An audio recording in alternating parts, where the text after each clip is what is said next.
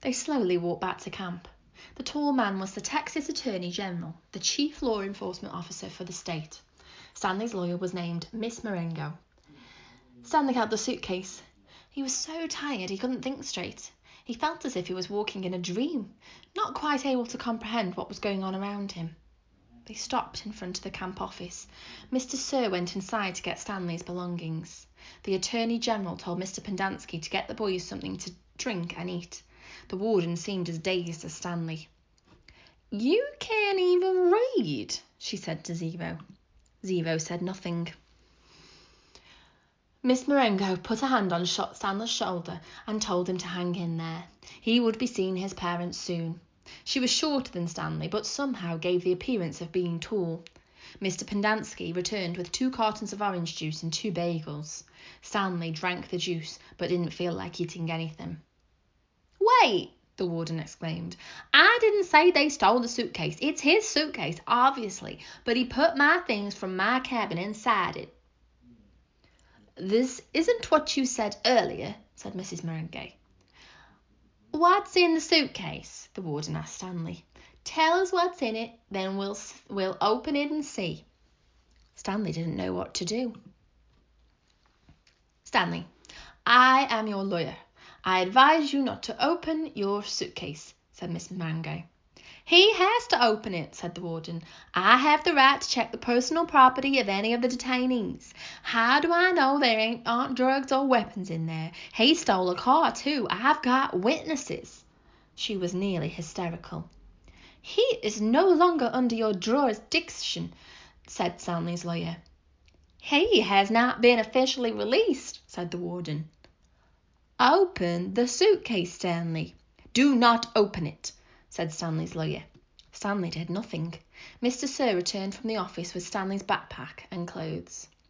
The Attorney General handed Miss Marengo a sheet of paper. "You're free to go," he said to Stanley. "I know you're anxious to get out of here, so you can just keep the orange suit as a souvenir or burn it, whatever you want. Good luck, Stanley." He reached out his hand to shake, but Miss Marengo hurried Stanley away. "Come on, Stanley," she said. "We have a lot to talk about." Stanley stopped and turned to look at Zero. He couldn't just leave him there. Zero gave him a thumbs up. I can't leave Hector," Stanley said. "I suggest we go," said his lawyer with a sense of urgency in her voice. "I'll be okay," said Zero. His eyes shifted towards Mr. Pendanski on one side and then to the warden and Mr. Sir on the other. "There's nothing I can do for your friend," said Miss Marengo. "You are released pursuant to an order from the judge."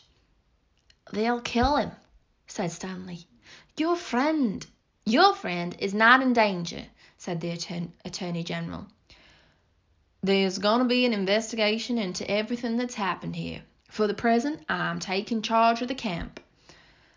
"Come on, Stanley," said his lawyer. "Your parents are waiting." Stanley stayed where he was. His lawyer sighed. "May I have a look at Hector's file?" she asked.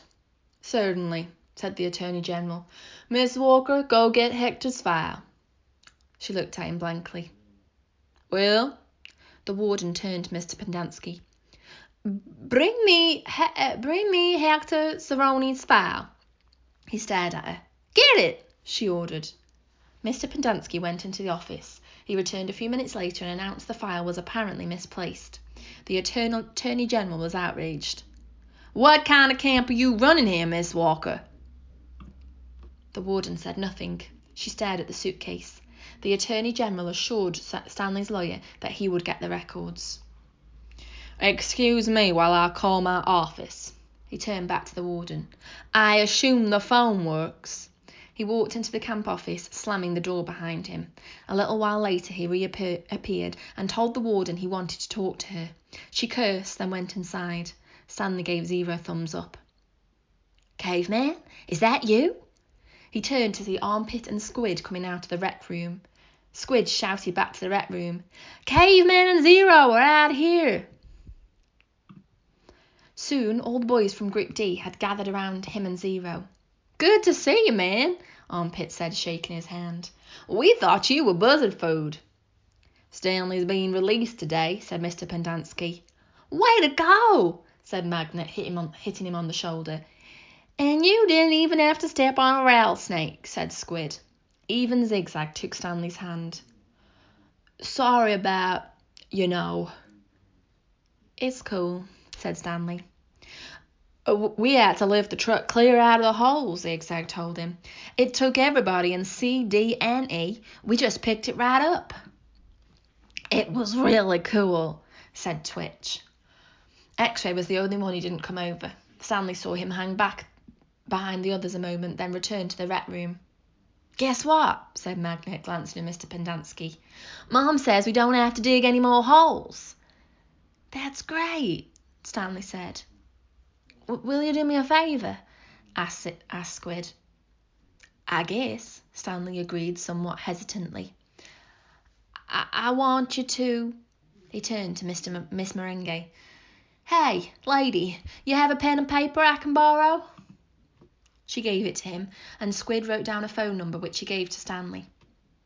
Call my mom for me, okay? Tell her I said I was sorry. Tell her Alan said he was sorry. Stanley promised he would. Now, you be careful out there in the real world, said Armpit. Not everybody is as nice as us. Stanley smiled. The boys departed when the warden came out of the office. The Attorney General was right behind her. My office is having some difficulty locating Hector Zeroni's records, the Attorney General said.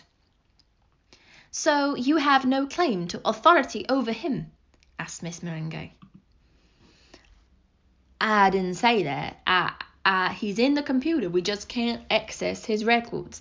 It's like they've fallen through a hole in cyberspace. A hole in cyberspace, Miss Merengue repeated. How interesting. When is his release date? I don't know. How long has he been here? Like I said, we can't... So what are you planning to do with him? Keep him confined indefinitely without justification while you go crawling through black holes in cyberspace? The Attorney General stared at her. He was obviously incarcerated for a reason. Oh, what reason was that? The Attorney General said nothing. Stanley's lawyer took hold of Zero's hand. Come on, Hector. You're coming with us.